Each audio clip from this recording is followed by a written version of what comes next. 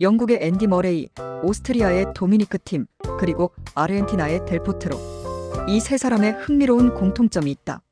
2024년 테니스 선수로의 은퇴를 선언했고 20년간 빅3인 페더러, 나달, 조코비치를 가장 위협한 기량을 가진 선수로 평가받은 점이다.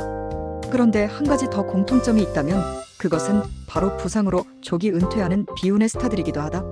먼저 강력한 포핸드를 가진 델 포트로는 198에 97kg의 거한으로 위협적인 포핸드는 페더러조차 쩔쩔매게 만든 무시무시한 속도를 자랑한다. 그는 22개의 ATP 싱글 타이틀을 차지했고 2009년 US 오픈에서 페더러를 꺾으며 우승, 세계 랭킹에서 3위까지 올랐다. 또한 2012년 동메달과 4년 후 은메달을 포함하여 2개의 올림픽 메달을 획득했다. 2000년대 중후반의 빅4를 제외하고 그랜드 슬램 대회, 남자 단식을 우승한 3명 중 하나이자 21세기 남미 최고의 테니스 선수 중 한 명으로 평가받는다. 그의 인기는 아르헨티나 자국에선 리오넬 메시와 함께 스포츠 국민 영웅 대접을 받는다. 실제로 델 포트로의 전성기였던 2009년에는 바르셀로나의 6관왕을 이끈 메시를 제치고 아르헨티나 올해의 스포츠 선수 상을 수상했다. 2009년 US 오픈 남자 단식을 우승한 이후 로저 페더러는 본인의 시대가 가면 델 포트로가 테니스계를 점령할 거라는 인터뷰를 남긴 적이 있다. 하지만 손목 부상과 2019년 퀸스에서 무릎에 심각한 부상을 입었다. 재능을 가지고 있다고 평가받았음에도 잦은 부상으로 커리어를 절반 이상 날려먹은 매우 안타까운 선수이기도 하다. 오랜 기간 재활 후 복귀를 했지만 결국 은퇴를 선언하게 된다. 다음은 도미니크 팀이다. 포핸드와 백핸드 모두 파워풀하기로 유명한데 백핸드의 경우 특이하게 원핸드 백핸드를 쓰면서도 어마어마한 탑스핀을 걸어서 치기 때문에 높고 깊게 떨어져서 상대가 받아치기 굉장히 힘들어했다. 포핸드와 백핸드 둘 다 볼에 스핀을 많이 먹이는 것을 좋아하는데 볼이 높게 바운드되는 클레이 코트에서 팀이 강한 이유 중 하나다. 백핸드 슬라이스 또한 스핀을 많이 걸어 낮게 잘 깔아서 경기 중 요긴하게 사용한다. 그래서인지 클레이에서는 차세대 흑신, 클레이의 왕자 소리를 들었으며 나달을 4번 이기며 2017년 부활한 나달을 클레이 코트에서 잡아낸 유일한 선수다. 1990년대 출생 선수 최초로 그랜드 슬램에서 우승을 달성하며 통산 단식 우승 7번, 2020 US 오픈 우승을 차지한 팀은 2018년과 2019년 2년 연속 프랑스 오픈 결승에 올라 주목을 받았다.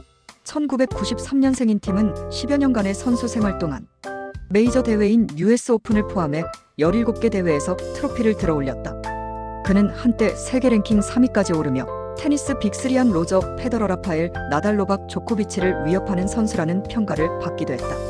그러나 팀은 커리어의 정점이었던 지난 2020년 US 오픈 우승 후 1년도 되지 않아 손목 부상을 당했고 10개월 넘게 대회에 나서지 못했다.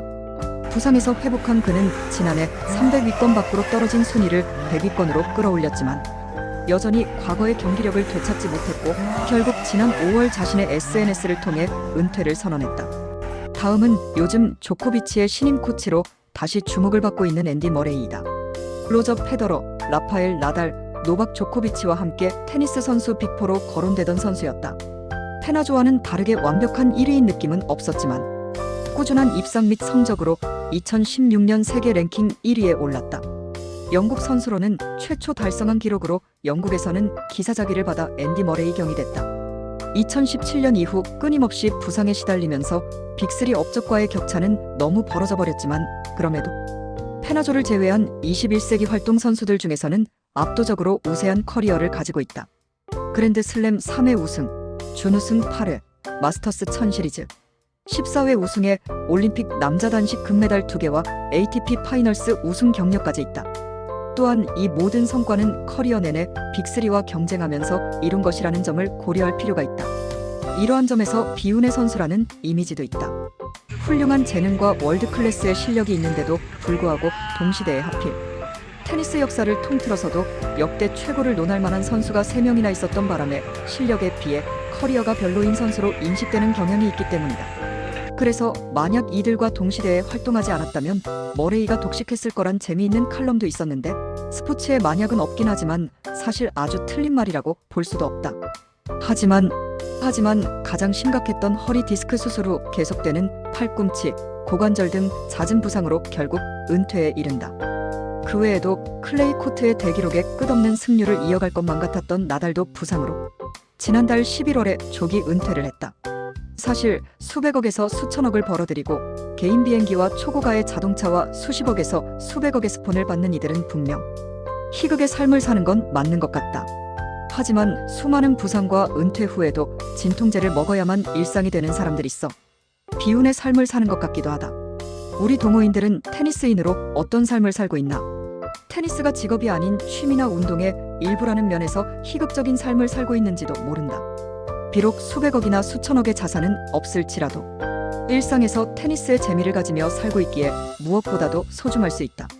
그렇다면 평생 테니스를 위해 어떻게 부상 없이 갈 수 있을까? 개인적으로 1년간 심한 테니스 엘보와 무릎 부상으로 인해 코트에 나가지 못한 흑역사가 있었다. 부상으로 고통받으니 다른 생활에도 많은 악영향이 있었다. 부상으로 고통받은 적이 있는 분들은 아마 잘 알 것이다. 부상은 예방이 최선이다. 테니스는 운동이고 먼저 자신의 건강을 우선으로 챙겨야 한다. 건강이 있어야 테니스 생활도 있는 것이다.